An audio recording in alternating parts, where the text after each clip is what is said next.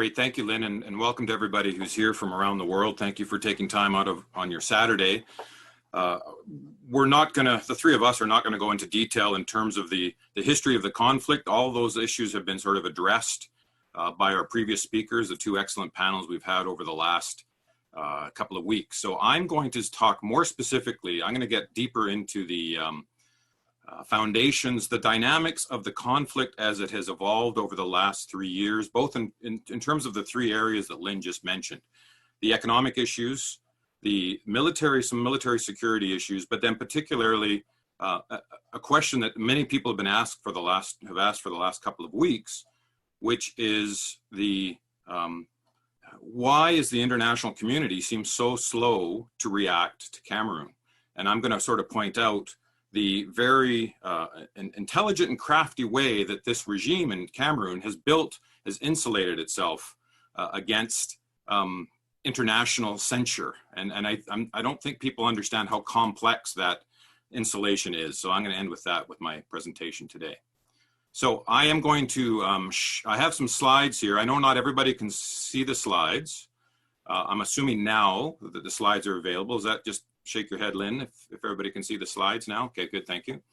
I have a few slides here, which some of which are very dense, and people will be able to look at the slides again once they're posted or the video is posted. But some of these issues are some of the things that we have not really addressed in terms of the empirical complexity or dynamics of the situation as it has evolved in Cameroon over the last 3 or 4 years. So that's my goal today, is to just sort of outline some of the complexities and some of the real challenges for people that are concerned about the conflict, whether they're engaged in Cameroon on all sides or outside of Cameroon. These are the things that we have to address as the realities that get in the way of working towards peace and compromise in the conflict. And again, this is from an outsider's perspective, obviously not an insider's perspective. So I'm not going to go into all these. We've talked about all these over the last 2 weeks. I see 6 cascading crises engaged in Cameroon right now, and this doesn't even include probably the 7th cascading crisis, which has evolved in the last, what, 6 to 8 weeks, which is the COVID-19, which is another layer of complexity in terms of all of these things. So I'm not going to go into all that. Everybody that's on this call understands elements of all of these issues and how they all are interrelated. But I'm going to talk about 3 specific things. I'm going to talk about the political economy of Cameroon, which has been under stress for a while, and it is more under stress today. The military security dynamics of the situation, which are always evolving, and people need to understand some elements of that. I'm going to highlight a couple. And then this issue of international diplomatic insulation. Too many people think that there is 1 or 2 main outside actors which are getting in the way of nudging all sides, or the regime, or the opposition groups in the Northwest, Southwest regions, to come to some kind of a negotiating table, or to come to some kind of compromise. The situation is way more complex than that, and people that are interested in peace and compromise need to understand that complexity. So Cameroon, the economic issues for me are really important, because if you start to understand where the Cameroon economy is today and how the governing structure of the country depends on elements of the economic production, the economic revenue, the flows, then you start to get a sense of, well, where exactly might be some of the economic pressure points or areas where the international community might be able to nudge. Again, I'm saying nudge, incentivize, compromise in the situation. Cameroon was doing really well in the early part of the 2010s. And this is, I think, why the government decided that it should host the AFCON, the African Championships. And so the oil prices were doing well, the economy was diversifying, was relatively diversified. The government decided, yes, let's bid on the AFCON Championships, which they won, of course, in 2014. And so what we've seen since that time is the construction or the rehabilitation of many, many stadiums across the country. So this was that moment of the government having, looking ahead and seeing good sources of revenue and sort of exerting itself. It was quite, let's say, trying to think of the right word, the government itself was quite robust in terms of its outlook, both in terms of the political economy and also the political stability issues. But before, as soon as we get to about 2014 and we see again, I'm in Alberta, so I understand, every Albertan, whether they're in the oil and gas business or not, watches the oil price, right? That's something that we do. And I'm sure they were doing the same thing in Cameroon, which was becoming more and more of an oil player, looking to be a gas player, and also transits oil from, the Chad-Cameroon pipeline, transits oil from Chad through to the port at, Kribi Port. And the Cameroon government and the state-owned enterprises get a set transit fee for every barrel that flows through that pipeline. In 2013, the government was able to triple the fee for the transit fee for the Chad-Cameroon pipeline. So everything was looking good, but as soon as 2014 hit and the oil prices started to soften again, that starts to put a little bit of economic pressure on the government. Boko Haram's first major attack in Cameroon was in 2014, so that starts to create a security issue, which then has economic consequences. But as we saw during this period, this idea of getting these stadiums contracted, built, and funded were also starting to put pressures on the government. Some of these stadiums didn't get started, the contracts didn't come in. We don't understand the financing arrangements for many of these the stadiums. The financing is quite opaque on purpose. I'm not going to get into that in detail here. So by 2017, we effectively are starting to see this country in an economic crisis. Now, the crisis was not started by the Anglophone crisis, but the Anglophone crisis made the economic challenges worse in the country. So in middle of 2017, the IMF came to the rescue of the government with an extended credit facility. Cameroon had not needed IMF support for a long time. It had already gone through debt relief in the mid-2000s. But this was a sign that things were not fantastic in the macroeconomic picture of the country. That IMF extended credit facility package expires in June. So again, looking for international economic pressure points, there's a pretty good chance, given the situation is worse today than it is in 2017 in terms of monetary and fiscal issues in Cameroon, that the government, which we know is already asking for debt relief related to now the COVID-19 crisis, of which many countries, the poorest countries, have gotten some commitments in terms of not maybe debt relief, but interest payment relief. The government is looking at leveraging the COVID crisis to get more IMF and maybe Paris Club support. So that's something to watch. That crisis, economic crisis, though, it starts to get worse and worse. If you start looking at the macroeconomic picture, you start looking at actual business functioning, both in terms of private sector, but particularly the large state-owned enterprise sector in Cameroon. The macroeconomic situation is getting worse by the year, 2017, 2018, 2019. The IMF reports on the economy paper over all that. So you can't, and this is what's really frustrating for some of us, the IMF reports are almost, they get more and more mythical from the 2017, 2018, 2019 periods, picturing 4% growth and the government making all sorts of macroeconomic adjustments. And when you actually look at the picture on the ground, none of that's true. So the IMF itself, we won't get into this, has its own incentives to keep the money flowing and to say things are going okay. The Cameroon economy is not okay. Now you look at that from the micro level, from how businesses are functioning. And here's just, I have a list here of 4 state-owned enterprises which have been particularly hard hit during this crisis. The Cameroon Development Corporation, which people have mentioned in the past in the seminars, the plantations, production in some of these places has almost come to zero. Palm oil, which is a major edible oil producer, has effectively almost stopped. CamAir, which is the national air carrier, was already struggled more, and then just recently they've announced that over half of the staff is being laid off because of the COVID-19 crisis now. And the Sonera oil refinery, which is the only oil refinery in the country, which is in Limby or in Victoria, which is in the southwest, suffered a major damage through a fire last year in May and has not been rebuilt. There's been all sorts of talk, especially about the Russians coming in to help rebuild it. But this, again, probably was not related to the crisis in the Anglophone regions, but the fire there in a major industry which employed many people, maybe not all from the Southwest, that has impacted the ability of the country. The country now has to import all of its fuels, right? When in the past it didn't have to import all of its fuels. So here's, specific, these are, and talk about the number of individual farmers that have had to leave their crops, or people that have moved from displaced around the country. The microeconomic picture of the country is horrible, and the macroeconomic statistics are being really, really slow to catch up.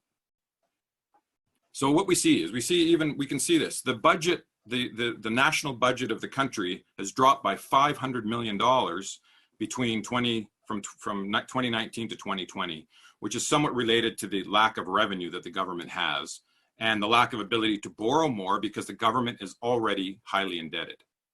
Now, I'm going to show a picture here. I know not everybody can see it, and you'll be able to see it on the video. But if you sort of track where the government gets its revenue versus where it spends it, you start to see the issues where shrinkage in parts of the economy directly impact the ability of the government to raise revenue domestically. And so that forces it to either reduce spending or increase borrowing. And we've seen both, decreases in revenue, decreases in spending in some government departments, increases in borrowing locally and internationally. Again, I'm not going to go into all of this, but for instance, the national government gets about 27% of its revenue on an annual basis from value-added tax. As soon as the economy starts to shrink, of course, value-added tax is going to be reduced. So is corporate tax, so is personal income tax and payroll deductions. What we've seen now with the COVID crisis, which hits hospitality and a lot of these areas, the value-added tax is even shrinking faster than it was shrinking before February of 2020. Oil prices have collapsed. That's going to have major impacts on the ability of the government to raise revenue. Import tariffs, gatekeeper taxes, those have decreased. And I'll show you, I have a slide here on some of the impact from COVID, which we'll talk about here. So in all of these areas, many of these areas, the government revenue is shrinking. So where does it need to go? It needs to perhaps get more international borrowing. It has more domestic borrowing, which we've seen in the markets there. We've seen that the government depends considerably on international payments from both the United Nations and the African Union for its troops that are deployed abroad, for the use of its ports, the use of its corridors. And even the UN is reducing the logistics flows to some of its missions. So all of these are having an already hurting political economic structure. Over the next few months, this is going to be shrinking drastically in Cameroon. And I think that's going to be negative for many Cameroonians and the government, but it's also going to be a chance for the government to have so much fiscal and revenue pressure for the international community to be able to maybe nudge it back or to a negotiating table. Again, I'm showing people now the areas of expenditure that the government does, and I've just noted a few things that already up until 2019, the debt service budget of the central government was already up to 22%. So for every dollar it was spending, 22 cents of that dollar was going towards just debt servicing.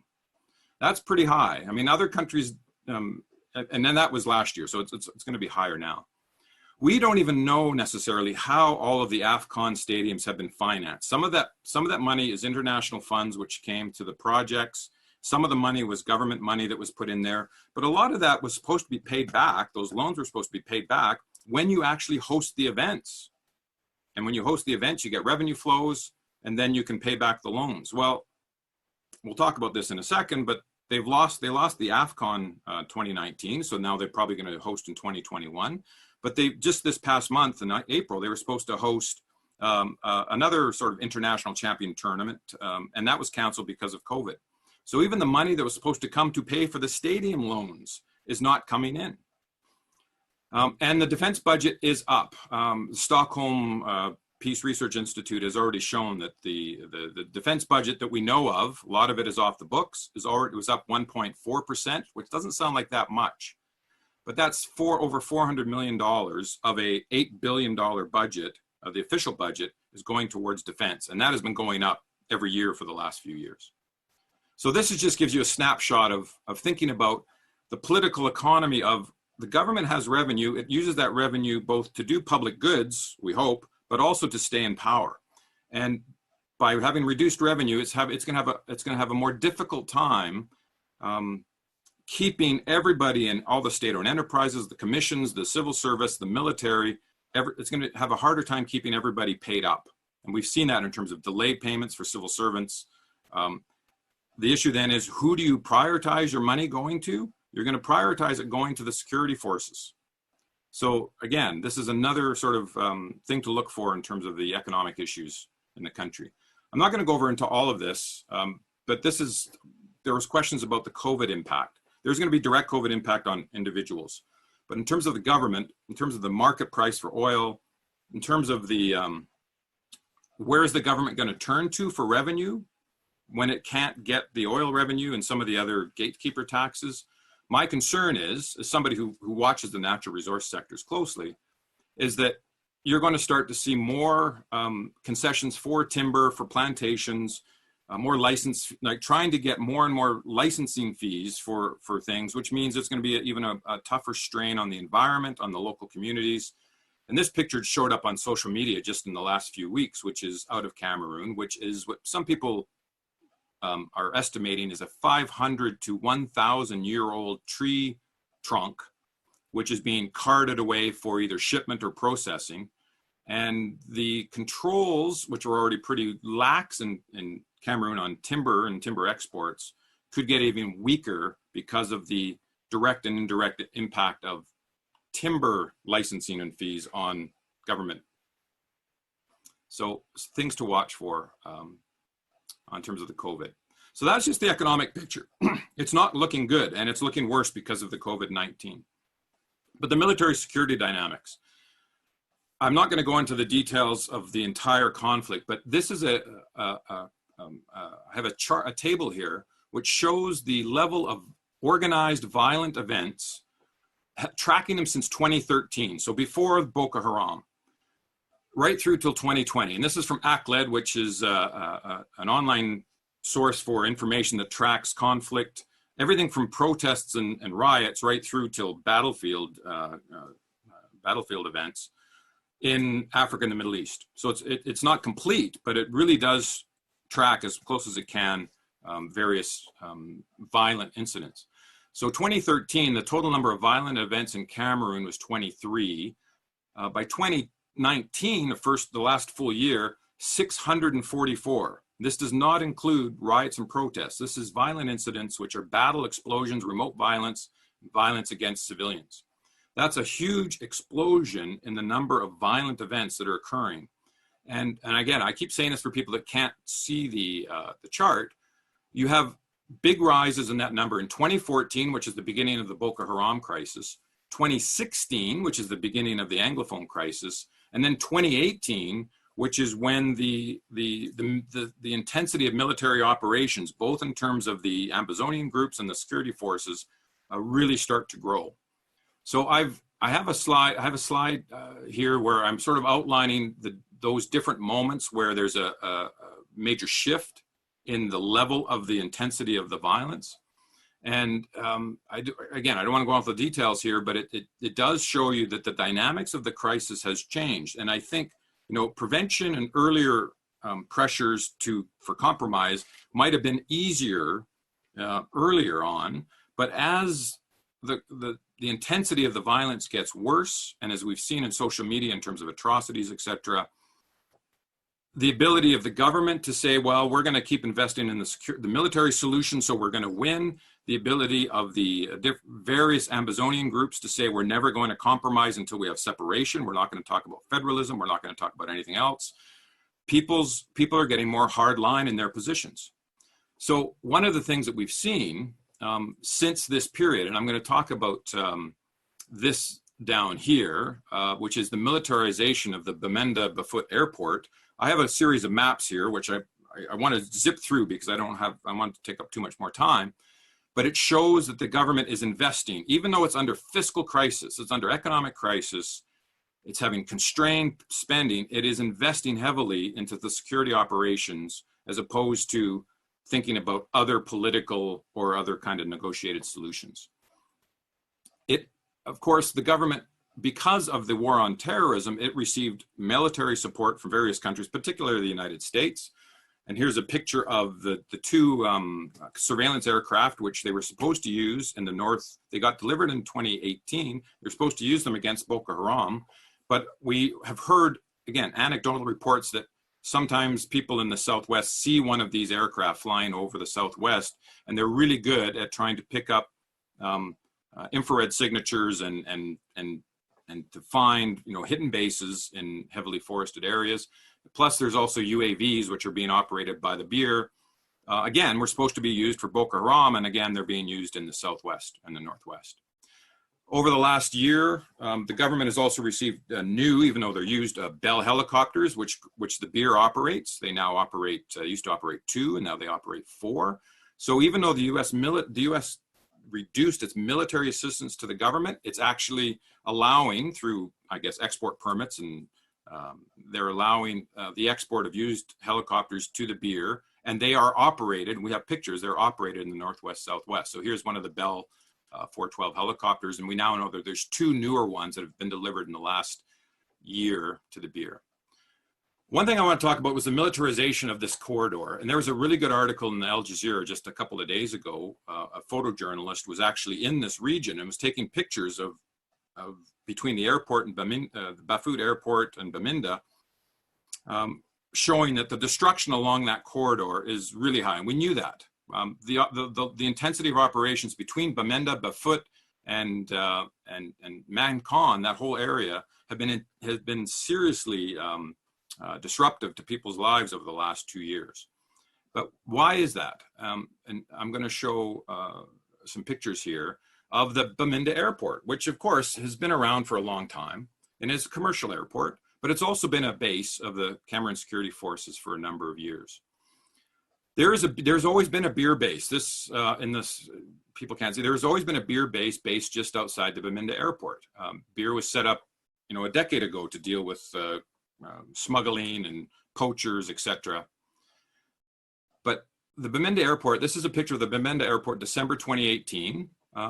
There is, you know, it's nothing too substantial there, but we're starting to see already construction at the airport. We're starting, here's the BIR base, which has a certain level of activity, you can tell by the vehicles. And then this area up here, which is near the Bamenda airport, there's nothing going on, but a year later, we can see there's a new helicopter facility. This is a helicopter launching pad, helicopter facility, a brand new facility here. Here's one of the Bell helicopters on the runway. Here is a new, it looks like a DGSN barracks that are brand new right outside of the base. And the BIR facility has, besides being repainted, which is interesting, the level of activity in the vehicles there have grown substantially. And that was November of 2019. We jump ahead to January. This is the last picture I could get from Google Earth. You still see even more vehicles within the BIR base, and the base of the, I think it's the police or the DGSN, there's more and more barracks being built at the Bamenda Air Base. So they've enhanced the helicopter facilities, they've enhanced the barracks. There's much more military and security activity around this base. It is the central base of operations for the Northwest region. And so the government, while it has no money and is getting all the support from the IMF, the World Bank, the African Development Bank, for all these other projects, is investing heavily into the military option, at least in the Northwest, and probably somewhat similar in the Southwest. We've been tracking the level of new military equipment, the military exports. We have both NATO countries, we have China, and even the UAE have supplied considerable new weapons in the last 2 or 3 years to the government. This is on top of the American and even the Canadian elements that we've seen in the previous slides. We know from previous experience the security forces have operated with impunity. We know that there's been issues with many of the AMBA forces in terms of also operating with impunity. There's been good reports on all this. Most people are aware of the Wallenberg CHRDA report from last year, which only focused on crimes against humanity. It didn't focus on war crimes. It didn't focus on genocide. The crimes against humanity were bad enough, right? And well documented reports. majority from security forces, but also showing the elements of the Ambazonian forces, which are also involved in some crimes against humanity. So the overall security situation, the dynamics, the violence is getting worse. The government, which has no money, is spending its hard currency on the military option. It doesn't feel like it has any pressure not to do that. So I've talked about the economic situation, the military situation, and very quickly, I'm going to look at 2 slides, the diplomatic insulation of the government that people don't quite understand. We all think, many people say, if France decided to solve the crisis, it could solve the crisis. That's not completely, it's not completely up to France. France does not have that much individual power. Maybe it did 30 or 40 years ago, it doesn't today. It's still a major player. So we're looking at the P5, the permanent 5 members of this UN Security Council, of course, France and the United Kingdom. There are oil and gas interests from both countries, and we know that the CFA franc, the macroeconomic, as well as the older, diplomatic and political connections between France and Cameroon. So we know that that's part of it. So there's 2 countries, the P5. They have different economic interests, which might be difficult to persuade them to take a more tougher route. What about the United States? Economic interests with ExxonMobil in the pipeline, global war on terrorism interests related to military support for the government. Well, you can say lots of bad things, many, many bad things about the Trump administration, but the 2 things that have changed with the Trump administration is the Trump administration has actually been more attuned to the Cameroon crisis than the previous administration was.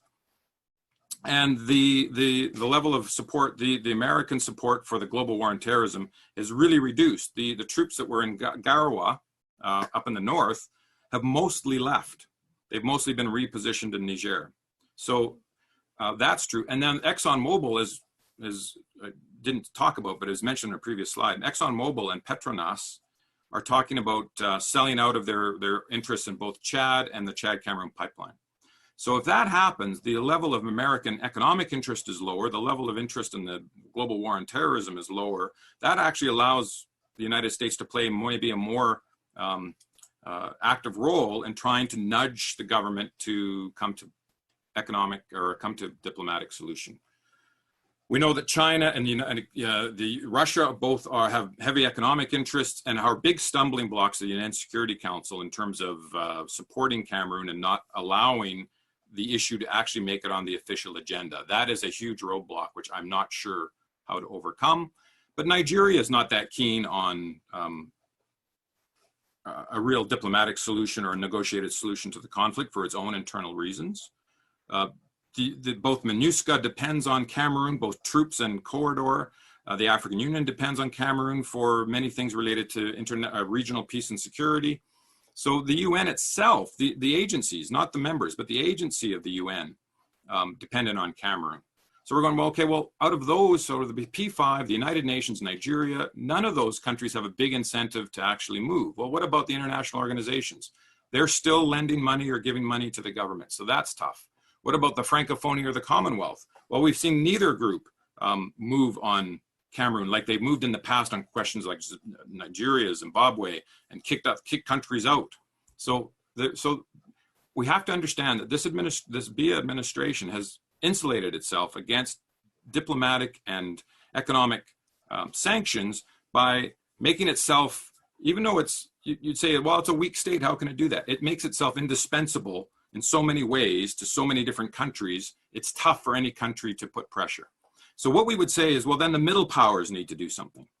Well, who are the middle powers we could think about? Canada, Ireland, Norway. These are the 3 countries that are currently competing for the UN Security Council, which has a vote on June 17th to replace, I think it's Germany and Belgium.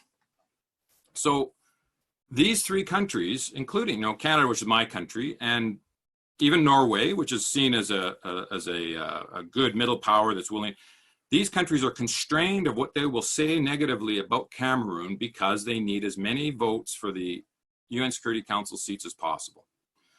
So For instance, Canada has economic interests. Here's a middle power we would think might be the front of this. Canada has economic interests. They've supported one of the stadiums through Crown Corporation support. There's a Canadian company, which is actually owned by a French company, that's building the stadium, built the stadium in Douala. Norway has a large oil and gas interest. One of its biggest oil and gas companies is economic interests in Cameroon. And Ireland, maybe not so much, except for Ireland is heavily involved in peacekeeping and wouldn't want to rock the boat on peacekeeping issues. So even some of these middle powers that we would think might take up the role will not take up the role because they don't want to lose any votes. So Cameroon is in a very solid position in terms of the UN Security Council, in terms of all these international organizations. And this is one of the biggest reasons why there seems to be so much silence, is because Cameroon has a little bit of leverage with many different players. And we have to be aware of that if we're interested in trying to get all of the sides and getting the international community to try and focus on peace and security. So I'll leave it there. That's my last slide. I thank you. I know a bit over time, but we really needed to figure out the dynamics of those three major areas.